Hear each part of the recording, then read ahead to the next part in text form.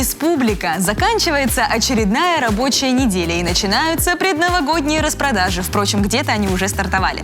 Поэтому пора закупать подарки, чтобы потом в праздничной горячке шопинга не забыть про кого-нибудь. В общем, решать вам, а нам пора начинать новый выпуск «Студии 11». Поехали! Другими глазами в Коми побывал гость из далекой Ганы. Мама – первое слово. Почему не надо терять связь с самым близким человеком? Несколько слов о важном. Маска, маски, рознь. Русский север, к которому относится и наша республика, всегда привлекал внимание не только любителей экстрима и приключений, но также тех, кто никогда не видел снега и не чувствовал обжигающее дыхание мороза. Создатели проекта By Foreign глазами иностранцев предлагают взглянуть на Россию под необычным углом. Одна из серий посвящена Республике Коми. Вот несколько фрагментов этого фильма.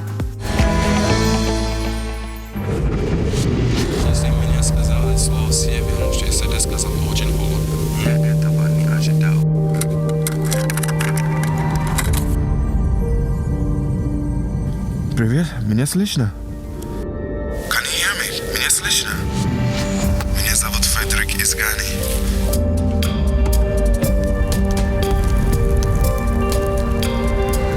Я нахожусь на бескрайней севере холодной России.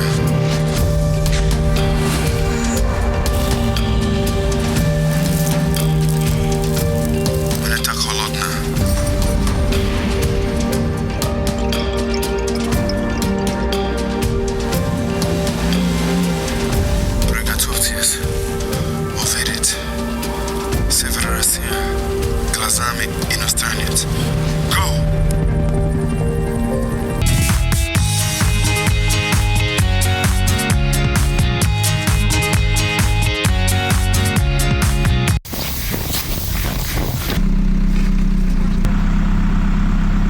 Как вы увидите, у меня уже ноги замерзли, мне очень холодно.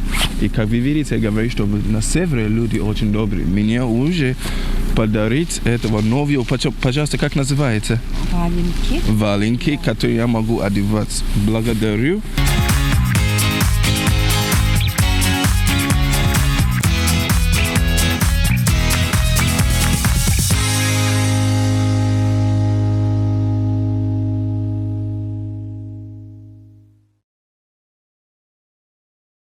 Сегодня мы на производство болотоходов Зыряни. Очень большое болото. Мы будем сейчас ездить на тундре. Мы будем на этого машине. И, конечно, эта машина может ездить везде, даже на воде, на земле, на снег и все так далее. Это будет экстремально и это будет очень прикольно. Давайте, смотрите дальше.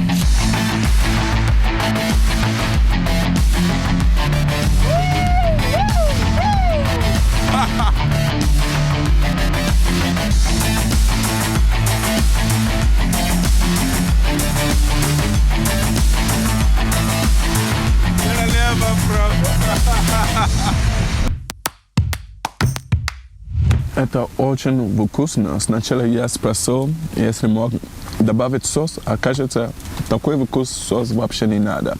Ни разу. И мне очень нравится. Посоветую, надо пробовать. Пожалуйста, как называется еще раз? Кумишанги. Кумишанги. Не забудь. Кумишанги. Да? Да. Мама – главное слово для каждого из нас, как и человек, который за ним стоит. От матери мы полностью зависим, будучи детьми, и к ней за советами приходим, когда вырастаем. И, наконец, понимаем – мама была права. В последнее воскресенье ноября в России отмечается День матери. Они обойдут его стороной и в нашей республике. Но сегодня мы поговорим о том, насколько значима роль мамы. В студии 11 Людмила Нестерова, педагог-психолог регионального центра развития социальных технологий. Людмила, здравствуйте. Здравствуйте. Вот вопрос, который волнует, наверное, всех родительниц, родителей, мужей, пап, бабушек, дедушек. Вот ребенку нужна идеальная мама или все-таки мама должна быть счастливой? В первую очередь, конечно же, ребенку нужна счастливая мама, которая настоящая, которая в полном спектре проявляет свои эмоции. Вы практикующий психолог. И очень многие мамы, вот, я думаю, стремятся к идеалу. Что вообще люди вкладывают в понятие «идеальная мама»? В понятие «идеальная мама» обычно вкладывают исследования правилам, установкам, стереотипам в обществе, да, то есть какой должна быть мама вообще. Тем не менее, уже доказано, что все-таки маме важнее быть интуитивной, чувствующей своего ребенка, да, на уровне чувств, эмоционального контакта. Она может с ним поделиться своим опытом, передать самое важное, потому что мама для ребенка — это проводник в мир чувств. Людмила, у вас есть дети? Да, у меня 4 детей. Я мама сына и 3 дочерей. У вас и опыт большой и в психологии, и в родительстве. Вот кричать на детей, иногда ругаться, плакать при них — это нормально?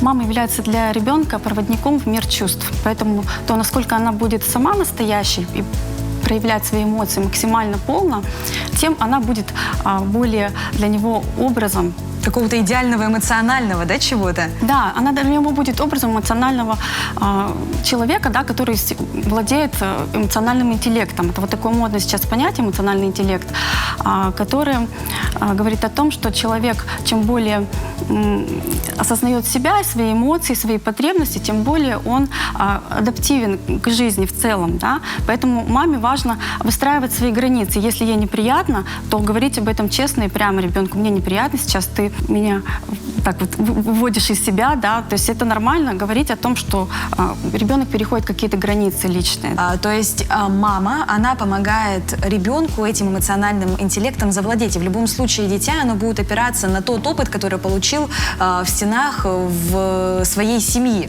Все верно. Семья — это первый микросоциум, в котором появляется новый человек, ребенок. И, соответственно, именно в семье ребенок учится эмоциональной близости, выстраивать свои границы, уважать другого человека и таким образом формирует и уважение к себе.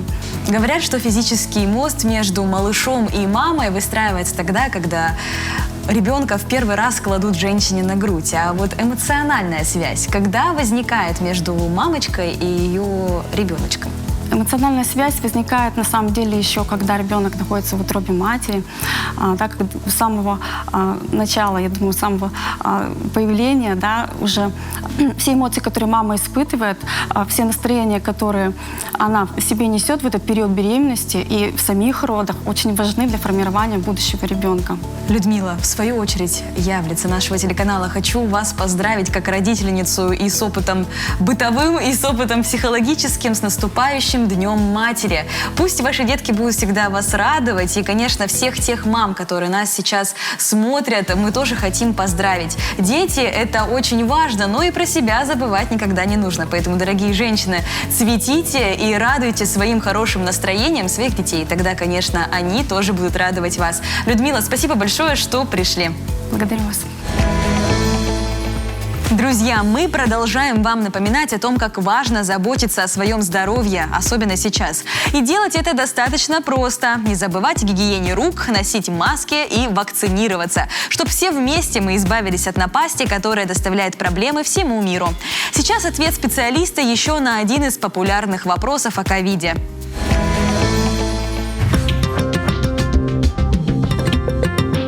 Куски голубой нетканки, которые выдают за медицинские маски, таковыми не являются и не имеют сертификата. Это маски от пыли и грязи. Зачем их насильно натянули на миллионы людей? Медицинская маска – это средство защиты для биологической безопасности. И медицинские маски, как любое медицинское изделие или оборудование, оно обязательно имеет регистрационное удостоверение. В противном случае такие изделия они не могут использоваться в медицинской практике. Они предназначены не только для защиты человека конкретно, да, но и в том числе с целью снижения выделения возбудителя в окружающей среды у заболевших.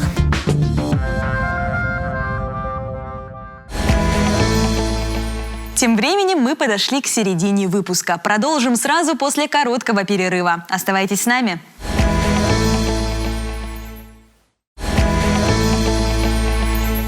Это студия 11. Не переключайтесь, и тогда узнаете кое-что интересное. Положь трубку. Как распознать телефонного мошенника? Книги «Лучшие друзья». Как привить любовь к чтению с детства? творим и музицируем, а заодно и смешим. В Петербурге запустили дворник-шеринг. Нет, это не сервис по аренде дворников. Скорее, наоборот. С арендой дворников это название никак не связано. В одном из районов города теперь будут предлагать жителям самим убирать улицу. Пока только во время сильных залповых снегопадов.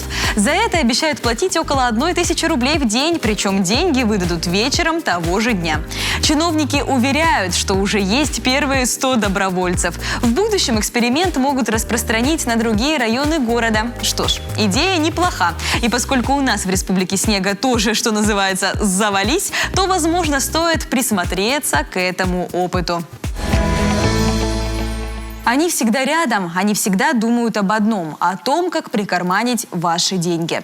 Телефонные мошенники и главный барьер на их пути – ваше внимание. Но оно, к сожалению, иногда дает сбои, но все же финансовых потерь можно избежать. Давайте еще раз напомним правила противодействия и узнаем, может быть, кто-то по ту сторону трубки уже придумал новые способы. В нашей студии Денис Безгачев, в Рио начальника отдела участковых уполномоченных полиции МВД по Республике Коми. Денис, здравствуйте. Здравствуйте. Как распознать телефонного мошенника? Зачастую злоумышленники звонят, представляются работниками службы безопасности, работниками правоохранительных органов. Цель одна. Они хотят завладеть вашими секретными данными. Для этого они свою жертву каким-то образом пугают, пытаются торопить ее, запутать, выманивают СМС-коды, подтверждающие данные карты, номер карты, секретный код с обратной стороны карты, какие-то логины, пароли интернет-банков. Настоящие сотрудники службы безопасности никогда не будут звонить своим клиентам и интересоваться этими данными. Я знаю то, что сейчас мошенниками, наверное, никого не удивить. Лично я заметила, что все они звонят с таких номеров, там 8495, не те номера, которые свойственны банкам, которыми мы пользуемся. И все же, как себя правильно вести при разговоре с незнакомым человеком? Потому что многие уже распознают мошенника и даже стараются с ним как-то похохотать. Какие данные ни в коем случае нельзя называть? Если вам звонит злоумышленник, или вообще незнакомый человек, интересуется вашими данными, банковской карты и так далее, задайте уточняющий вопрос. Например, состояние счета вашего или последние операции по карте. Скорее всего, злоумышленник не сможет на них ответить. Очень часто на уловки злоумышленников попадаются пожилые люди. Как обезопасить своих мам, пап, бабушек, дедушек от таких неправомерных действий? Действительно, к сожалению, злоумышленники пользуются доверчивостью, может быть, незнанием некоторых нюансов работы банков или других организаций. Для того, чтобы обезопасить своих близких, напоминайте им, что не нужно передавать звонящим секретные коды с банковской карты с обратной стороны, СМС-коды подтверждения, логины, пароли с интернет-банков. Если вам позвонили с незнакомого номера, не нужно перезванивать, даже несмотря на то, что звонок был прекращен сразу же. Не нужно переходить по сомнительным ссылкам, которые отправляют вам звонящие. Молодежь часто ли попадается на уловки мошенников? Потому что все-таки мы привыкли из сводок новостей такую информацию получать, что чаще все-таки жертвами телефонных мошенников становятся пожилые люди. Как молодежь цепляется или назовет крючок? Действительно, есть случаи попадания, как вы выразились, на крючок и молодежи, потому что мошенники все чаще используют так называемые подменные номера. Они могут звонить с разных номеров силовых структур, представляться сотрудниками правоохранительных органов. Мы знаем то, что прямо сейчас в стенах МВД планируется акция под секретным, но уже не секретным названием «Антимошенник». Расскажите поподробнее про нее.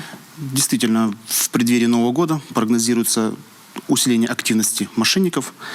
Поэтому в период с 29 ноября по 3 декабря на территории Республики Коми будет проводиться оперативно-профилактические мероприятия под условным наименованием «Антимошенник». Данные мероприятия направлены на профилактику вот этих вот преступлений, телефонных мошенничеств.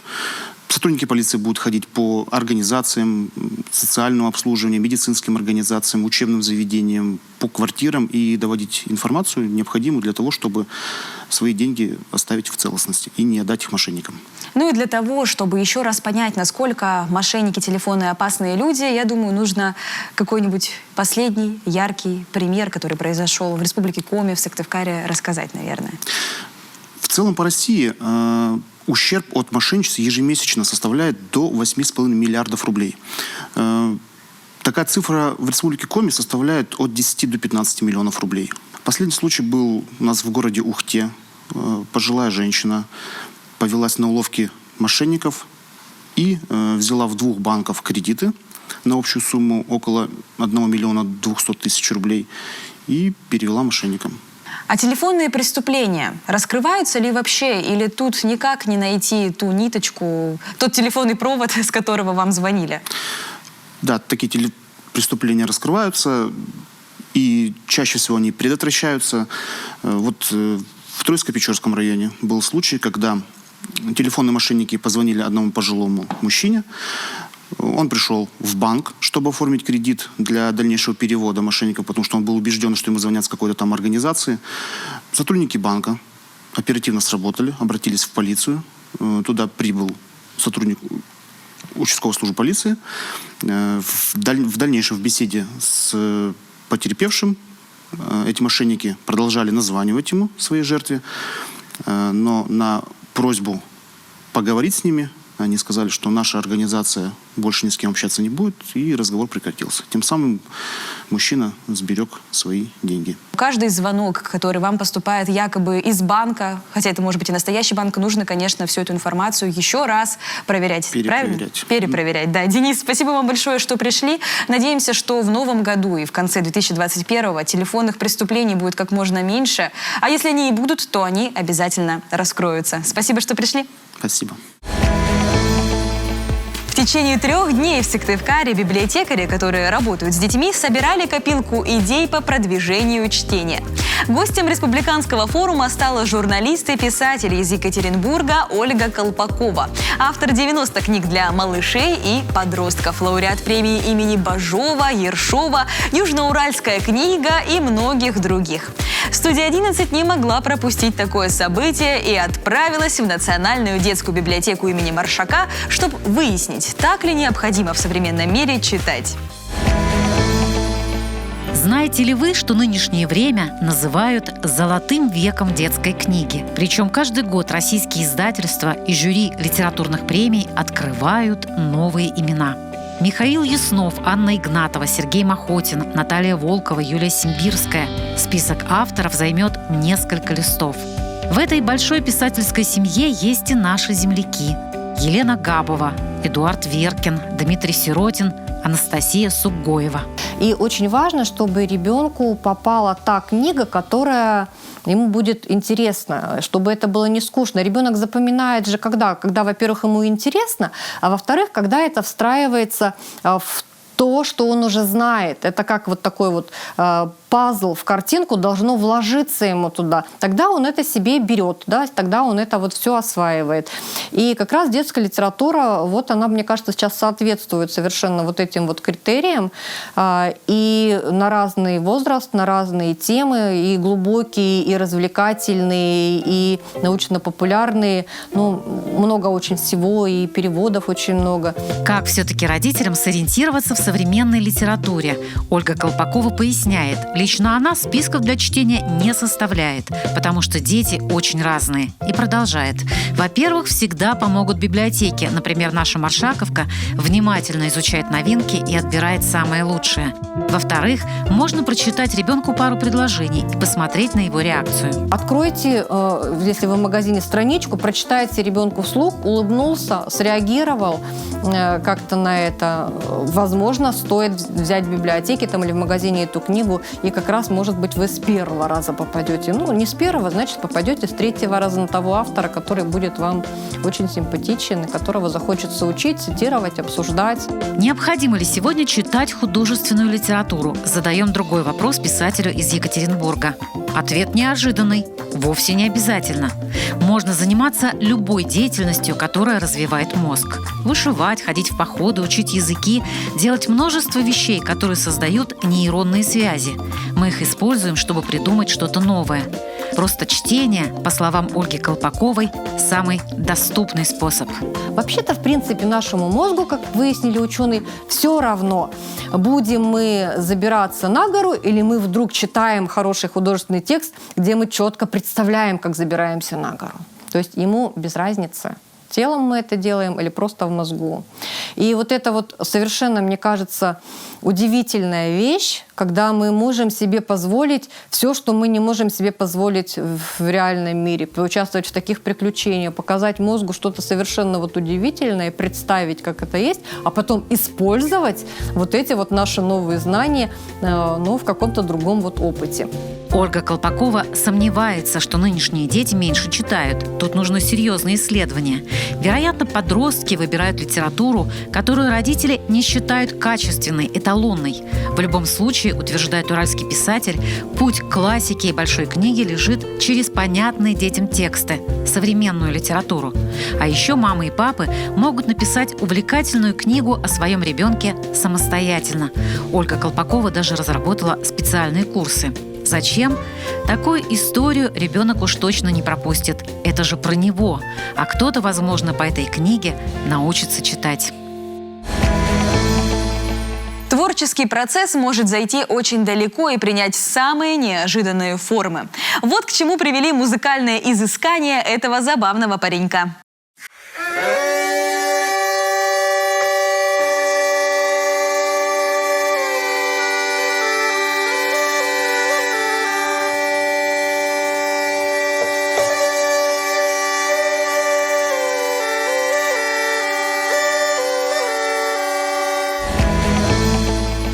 На этом у нас все, друзья. Надолго не прощаемся. И помните, как пятницу начнешь, так и выходные проведешь. Пожалуй, начну с шопинга. Пока-пока.